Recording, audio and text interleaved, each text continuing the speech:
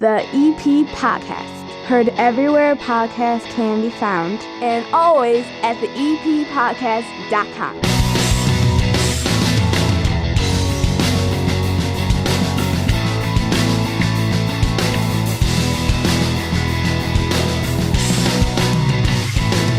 And belly on up to my 9-foot homemade oak bar. Pour yourself a cold one. My name is Chris. This is the EP Podcast. 30 minutes of good for Evergreen Park and the surrounding area. And it's all brought to you by the First National Bank of Evergreen Park. And we had an incredible weekend out around Evergreen Park. You're going to hear Frank Murray from the Evergreen Park Public Library at his big event that he had been promoting for weeks here on this show. He had been down here talking about it. It was a micro marathon where people earned a .262 sticker and sampled all kinds of craft beers from not only this direct area right here, but further out around Chicagoland. I was there. It was a big event, live band, music there, big crowd. You're going to hear it coming up here on this show. I was also at Open Outcry's Oktoberfest this past weekend.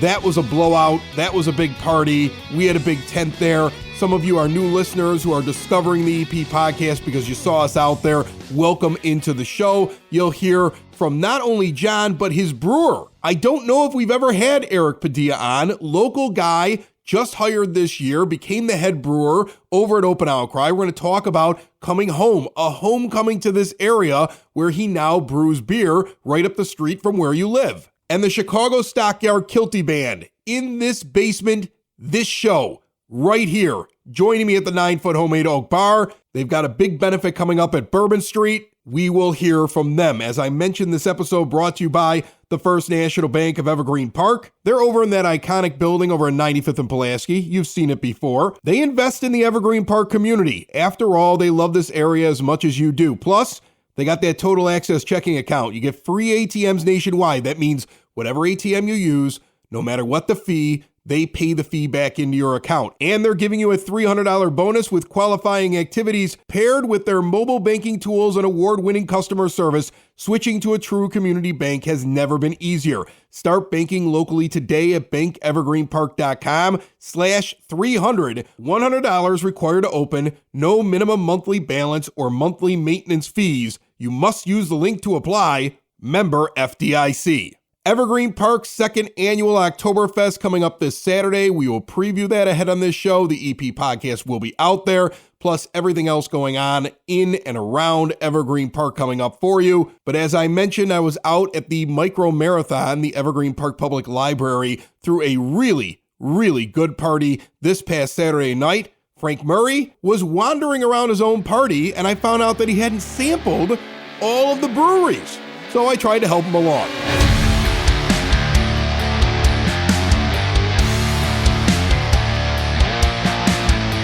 When I heard the library was throwing a party, I figured 12 people, maybe 13. Like, I love you, Frank, but I just didn't expect a massive crowd out here for the Micro Marathon. Good for you. Thanks, Chris. Yeah, I was thinking maybe 14 or 15 myself. But hey, you know, we got wow, there's a lot of people here. We're looking at 200 people. This has been a fantastic event. A lot of support out here for the library. We love it.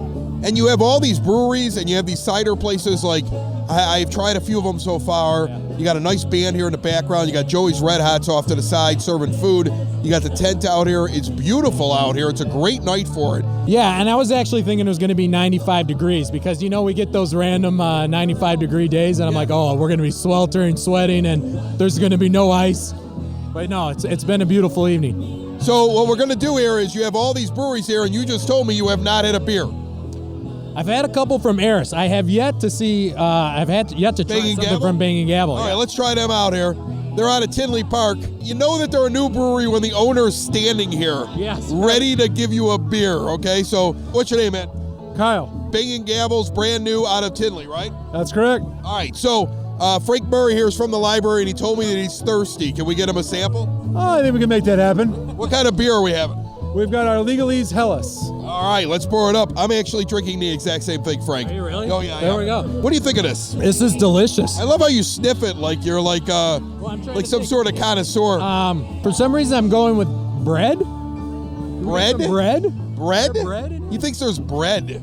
There's no bread. Yeah, I didn't think there was bread. Notes of fresh baked bread. Oh, he's reading the sign. Well, okay, notes of, but there's no actual bread in the beer. No, I know there's no bread in the beer. You know that. I know that. He's a librarian. He doesn't know that. Okay, we'll give him that, I guess. Yeah, it's terrible.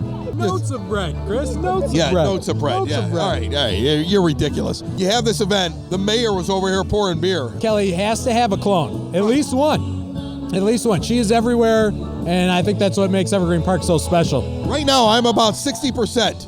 I go to 60% of events. The other 40%, I refuse. She goes to 100% of events around here. I believe that. I can't be at everything. She can be at everything. She is, and she is. She's everywhere. By the way, I'm gonna tell you a secret. Yeah. I got my .262 marathon sticker. Yep. I did not run You didn't run? or walk. You promised you were going to sprint. Somebody just gave it to me.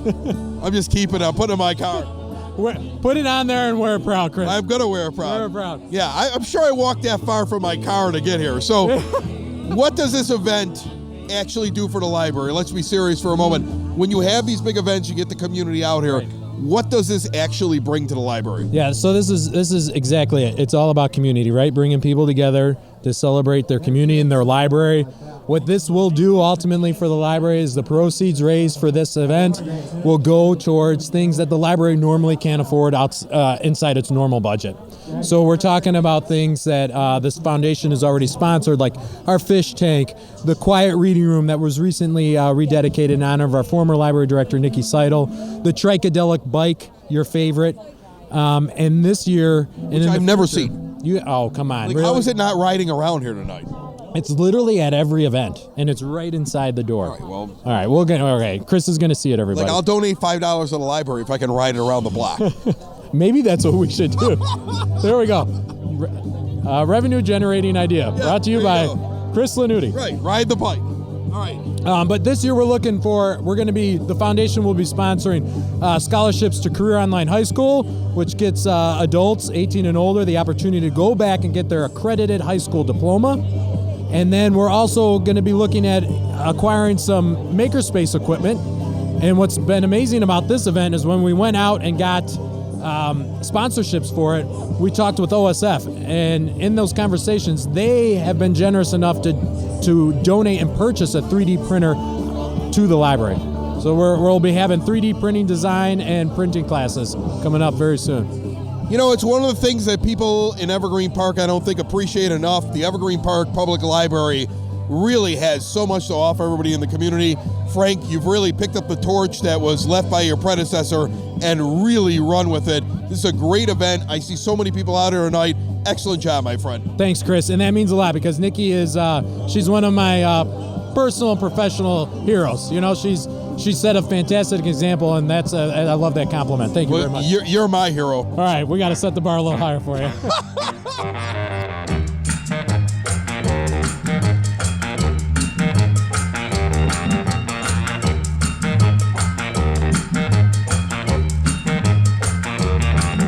And as the Stockyard Kilty Band sets up here, and we're going to be talking to them in a moment about a big benefit coming up, I want to remind you about Hyatt Home Medical Equipment. They are a local Evergreen Park business that wants to help you switch to a new age of life. It's all about staying independent and in the home. I've had friends that have had these conversations already in their family. Is it time to move mom or dad into an assisted living facility? There are folks trying to figure out if they can stay independent and in their own home. The technological advances of the last 5 or 10 years make it far more possible. And Hyatt Home Medical Equipment right here in Evergreen Park has been right at the forefront of all of this.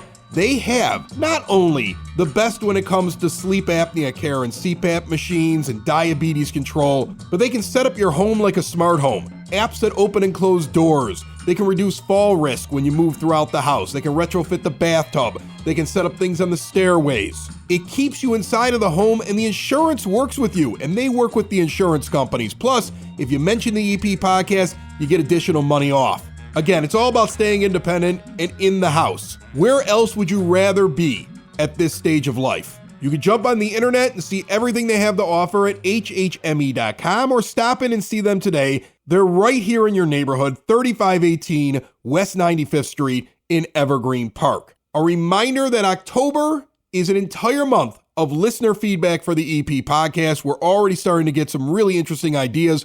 Folks telling me what they like to see a little less of, things they'd like me to add that I've never even thought of before. I've already got like several pages in a notebook of just ideas that I've gotten off of the ideas that you're sending me. That I'm just sitting there going, oh, wow, we could do this and we could change the show a little bit this way and still keep basically the thing that you love about the EP podcast. But it's all about, after 4 years, just trying to find a way to keep it fresh and make sure that you like your local podcast, your 30 Minutes of Good here for Evergreen Park. If you have an idea, a thought, a criticism, don't worry, I have thick skin. Reach out to me at theeppodcast.com. You can leave me a voice message. I would prefer that. I would love to hear somebody yell at me or tell me how wonderful I am. Probably yell at me though. Or you can just write me a message. You can hit us up on social media as well. You can do it in public, like just comment so everybody can see it, or you can send me a direct message. There's so many ways to reach out, but I would love to hear from you as we enter our 5th year in Evergreen Park. And I just want the show to continue to grow and be strong and be there for each and every one of you. Are you guys ready? All right. Hopefully they're ready for this upstairs in my house. Hit it, boys.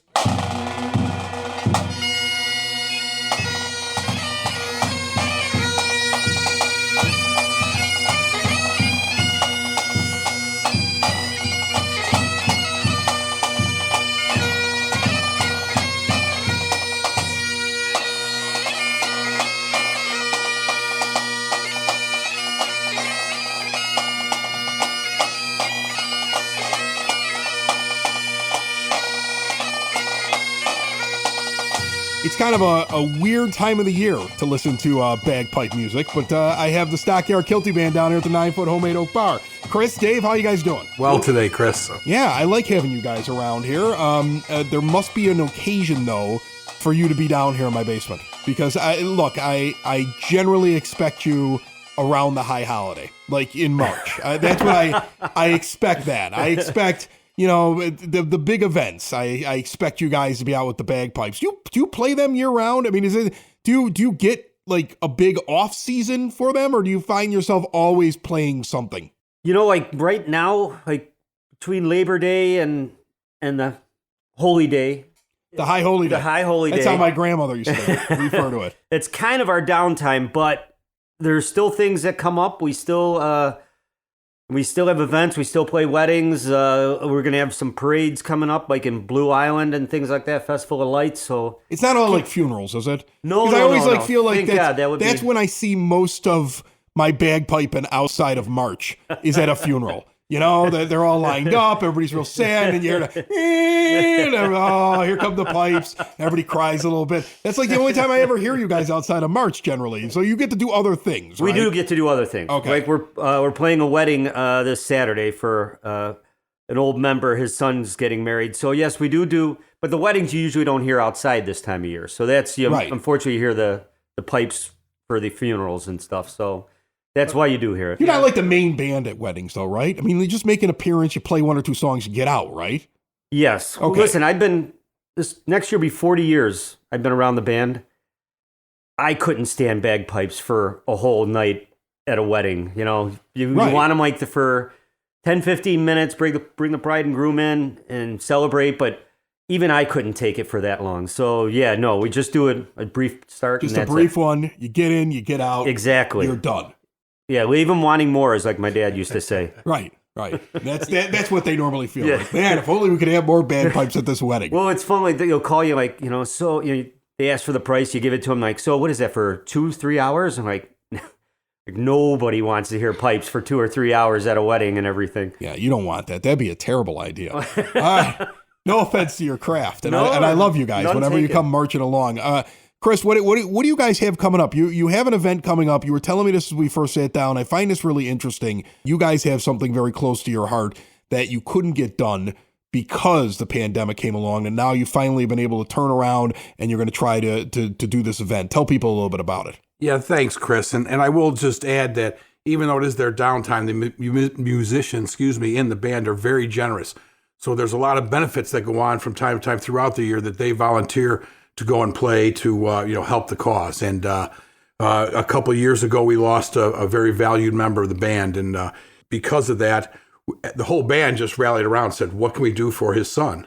And we all just said, well, we'll get a benefit. We'll do something to help him offset the cost of his future education. And quite frankly, with the pandemic, every time Dave and Matt McKee tried to, hey, we're going to get this thing going, it just got delayed and delayed. But we persevered, and, Dave and Matt wouldn't let it go. And because of them and their leader and the whole band just said, okay, we can do this thing. We're going to do it now. Who's the benefit for? Tell me the story a little bit about it. Brian Conry grew up here, went to Evergreen High School. He was in the band he was joined when he was 10, and unfortunately, he was 39 when he passed. We're doing this for his son, Logan. We're calling it Logan's Heroes. We're having it at Bourbon Street on October 15th at 3 to 7. And proceeds are going to go towards his future educational costs and everything, because Logan, I think, was only like 10 or something when this happened. So, I mean, it's very tragic for him, for his wife, Deb, and for us. I mean, we're like a family in the band. And 39 years old is way too young, and that's a shocker right there, I'm sure. And then it happens right before everything goes haywire in the world, and then you can't have a benefit. Right. And that's why I find it really just striking that as a group, the Stockyard Kilty Band says, okay, we still have to get back. We still have to do this. We couldn't have this event, but we have to get back. We have to do this because we got to take care of our own. I think that's commendable. Yeah, it's very nice of you to say, but it was just a no-brainer for us. We couldn't not let this happen. Even if it wasn't raising money for Logan, it's just to celebrate his life. I mean, he was such a great guy. Yeah. What happens at a Stockyard Kilty Band benefit? Like, as we just talked about here, it's not going to be 4 hours of bagpipes, is it? No, we're not. We're just sponsoring the benefit. Okay, that's what I want to make. Hey, look, I got nothing against you. Want to get up there? You want to play 1 or 2 songs? That's fine. But if you're trying to tell people, come on out to this benefit and listen to 4 hours of bagpipes, I don't know how many people you're going to get in there. Yeah, about 1,000. Yeah. Just 1,000 people just want to sit around and listen to bagpipes. 1,000 people pay us not to play bagpipes. Maybe we make a fortune then. That's how you raise money right there. Brilliant. So give me the details of the benefit. What can people get out of it? What's the cost? How are we running this thing? All right, so it's $30 to get in. It's $10 if you're 6 to 20. And then it's free if you're under that. So for 4 hours, you get the typical Bourbon Street benefit. You get the buffet, you get draft beer. We're going to have a live band. There's going to be a DJ. It's going to there will be a feature of the Chicago Stockyard Kilty Band, the greatest band in the world. Right, of course, because they're the greatest band in the world. Why wouldn't you feature them? No, but there's also some basket raffles. There's split the pot raffles. We're going to have I believe they're going to do some auctioning things like. We just got 4 100 level tickets to the Hawks game, later in the year. And so we're going to just, put those off and the highest bidder gets them, different things like that. Just everything is getting donated and it's all going purely to Brian's son. All right. And will there be challenge coins used at this? I remember I picked up I have one here at my bar, so don't challenge me. Okay. I'm ready. Okay. But I mean, I know that the Stockyard Kilty Band uses these coins. Are people going to be whipping these things out here? Do I have to make sure if I get to the event, do I have to have mine on me? I don't end up having to buy an entire round for the bar. No, we're not going to do the challenge coins. We'll do shirts, little things like that, but no challenge coins for this one. Okay. Unless, of course, Chris, after the benefit, you happen to bleed out into the bar where we actually have to pay for our drinks. Oh, then in all that of a sudden, case, then you better have that. Yeah, you might be armed with it by then. Otherwise, I'm going to find you that. I'll make sure I have mine with me and everything. Yeah, I totally expect that. When you guys get together, like I know that you have your uniform just like a marching band would have, right? Like you have your uniform when you just like a band would have. Yours has got the kilt, of course. Yes. And you got the bagpipes and you're going along. Do you have like a casual uniform? Like when you guys get together as a group, like for meetings, do you have like, I just imagine just like, like casual kilts. You see what I'm saying? Like not like full dress kilts with all this, just casual kilts. Do you have casual kilts? No. That's an idea for you there. It's not a bad idea, but when we, like if you can't see this on the radio. No, you can't. Nobody can see what your emotions are. But I'm just telling you, I got one here. Yeah. He's got a shirt on that says Stockyard Kilty Band. And 3/4. We don't wear it. We only have the one kilt that we wear for parades or something jobs to think or whatever. about. Casual kilts, Chris. Well, rumor has it back in the day, on Friday nights when they practice, it was just underwear only. But since the women have been allowed to join the band, I think they've frowned upon. Yeah, I would think that would be frowned upon in this day and age. women's lib. Yeah, You can't do it. So times are a changing. Times they're a changing. Oh man, back in my day, you could walk around in your underwear and nobody said a thing.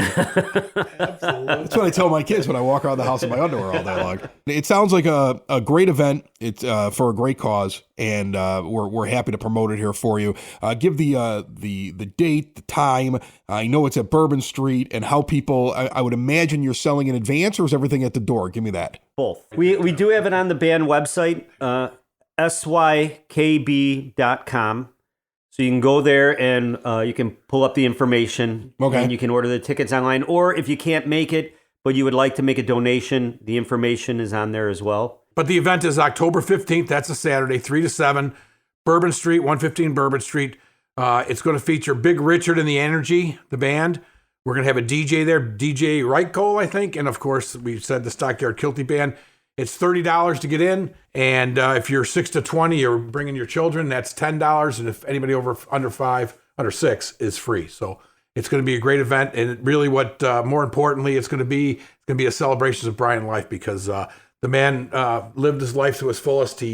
I've always been grateful for how he helped out my son when my son was in the band, 15 and 14 when he was in the band, and he couldn't get a ride to a parade, and this guy would just come pick him up.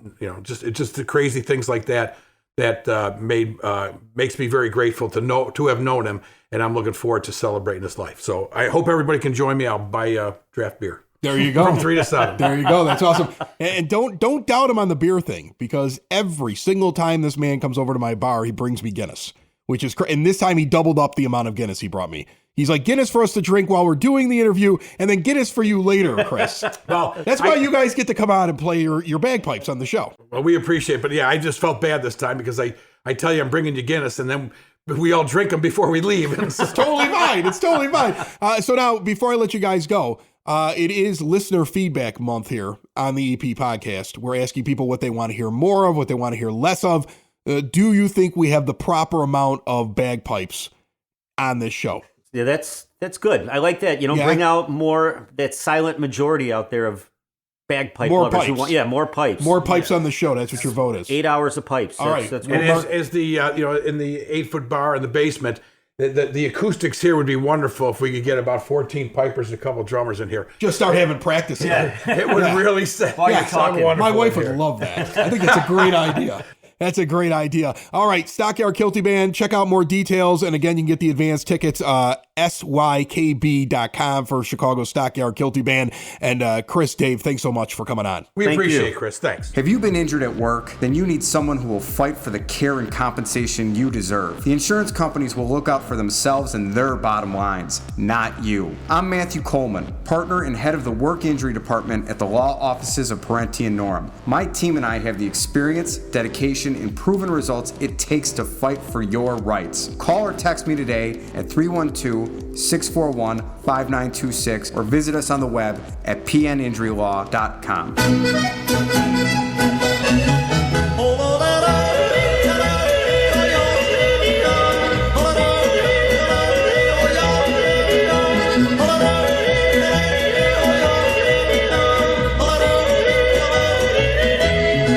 It's Oktoberfest week here in Evergreen Park. The big Evergreen Park Oktoberfest is coming up here this Saturday, and we're going to tell you all about it right now. Brought to you by the fine folks over at Cool Clouds Vapor Shop. Quitting smoking is hard, and Cool Clouds wants to offer you an alternative. They have a full taster bar and great CBD products. They're right here in Evergreen Park. They've been here for years trying to help you. Stop in and see them at 3837 West 95th Street or visit coolcloudsvapor.com. The EP podcast will be out at Evergreen Park's Oktoberfest. It kicks off on October the 8th, this Saturday at 2 p.m. and goes until 9 p.m. at Klein Park or Circle Park, depending on what you call it, and the community center. It's taking up a lot of area out there, and it needs to because there's a beer garden, Binny's, Baracos, Tone Capone taco truck, a brat stand, hot dog stand, popcorn, all surrounding that beer garden. There's going to be a DJ, Sun Fallen Band. There's going to be a Stein hoisting competition. Myself, Chris Lanuti from the EP podcast, coming back and trying to find a new champion. And yes, we have many more Steins this year than we had last year. It is going to be a big big competition. Bring your strongest Stein hoisting arm out there on October the 8th. There's also going to be line dancing. There's going to be a live family music show. There's going to be pony rides and a petting zoo, jumpies. They're doing touch-a-truck, face painting. Evergreen Park is putting everything into this Oktoberfest this Saturday. The EP podcast will be out there. Come by our tent for a chance to win $250 large. That's right. I'm still trying to figure out some other things we can do in the tent. Like maybe we can get Sid sauce out there and do like some hot sauce tasting. That's Oktoberfesty, right? Remember, it's locally grown right here in the EP. They deliver it to your door. It's the best hot sauce you've ever had. So many flavors. Check them all out at sidsauce.net. This was such a big event last year, and if we get really good weather this year, I think it'll be even bigger. Get out there again, 3450 West 97th Street, this Saturday, October the 8th. I cannot wait to see you at Oktoberfest 2022. Speaking of Oktoberfest, we stopped by Open Outcry this past weekend. Our good friend John Brand and the gang over there had their first ever Oktoberfest at the brewery at 109th and Western. I can think of no better way to finish off this episode with the party that was this past Saturday. Another stop on our Oktoberfest 2022 tour, and I'm finally here at Open Outcry. I got John Brand. I've talked to him so many times. How are you, buddy? Hey, buddy. How are you? Thanks for coming. Listen, it's your first ever Oktoberfest. How was I going to miss this? First off, first time ever doing an Oktoberfest. You got a tent in the back. You got everybody walking around in the lederhosen. It's an incredible scene right now. How did you feel as this got going? Like, is this everything you imagine it to be? If you open up a brewery, having an Oktoberfest every year is one of the pinnacles of that experience. So this has been great. It's been fun. Yeah. You're outside. Well, you have to if you're making German style beers, you gotta have an Oktoberfest in the fall to sell them and to share them with people. So that's what we're doing. Eric Padilla standing here. He is your brewer. It's a treat to sit here and talk with you, Eric. First off, Prost and wonderful Oktoberfest that you made. Thank you. I appreciate it. I do like making the German-style beers, lagers in general, those kinds of like clean, crisp beers that you can have multiple pints of. As a brewer, sometimes you don't always get to do that, but I appreciate the opportunity to showcase them today for everyone. So what's the trick to a good Oktoberfest? Because I'm curious here. I have now gone to a couple of different festivals here on the south side. I've got a few more up here ahead. We've got Evergreen Park's Village Oktoberfest coming up here on Saturday, and everybody has their own take on it. What makes a good one? Because I've seen them at different ABVs. I've seen them with slightly different taste and variations. So what do you focus on when you're making an Oktoberfest beer? Well, it's pretty subjective, but like for me, my personal taste, I formulated this recipe. I prefer like the ABV on the lower end of the scale.